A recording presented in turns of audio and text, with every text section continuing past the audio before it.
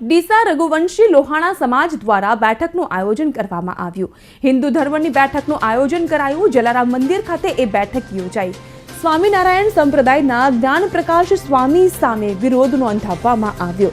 સ્વામીએ કરેલી ટિપ્પણીને લઈને અહીં લોકોમાં વિરોધ યથાવત છે।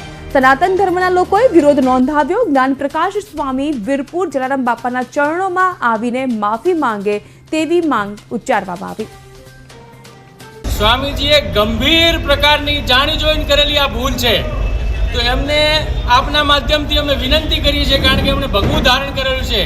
રઘુવંશી સમાજની કે હિન્દુ સમાજની પરીક્ષા ના લો। તમે ભૂતકાળમાં પણ હનુમાનજી માટે ગમે તેમ બોલ્યા, હવે જલારામ બાપા માટે બોલ્યા। તમારી કોઈ સંસ્થા જલારામ બાપા જે કરે છે એક પણ પૈસા વગર વિશ્વમાં આ ચલાવતી સંસ્થા, ભોજન સમારંભ તમામ સુવિધાઓ આપતી સંસ્થા એક પણ હોય તો તમે સામે મૂકો। અમને તમારા સંપ્રદાય સામે કોઈ વાંધો નથી, અમારો સ્વામીજી સામે વાંધો છે। વડતાલ સંપ્રદાયને પણ અમે નમ્ર વિનંતી કરીએ છીએ કે આ સ્વામીની આ વકાલપટ્ટી કરો અને જે કોઈ પુસ્તક હોય એને બાન કરો। રઘુવંશી સમાજની પરીક્ષા નહીં લો।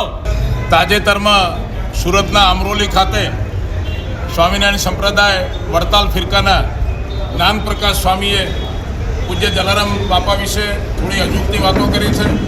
જલારામ બાપાના જીવનનો ઇતિહાસ જે જાણતા નથી, અજ્ઞાન છે એવા જ્ઞાનપ્રકાશ સ્વામીએ બિનજરૂરી વાતો કરીને જલારામ બાપાના જીવન સાથે, સત્કાર્ય સાથે, ઇતિહાસ સાથે જાણે કે ચેડા કર્યા એવું લાગે છે।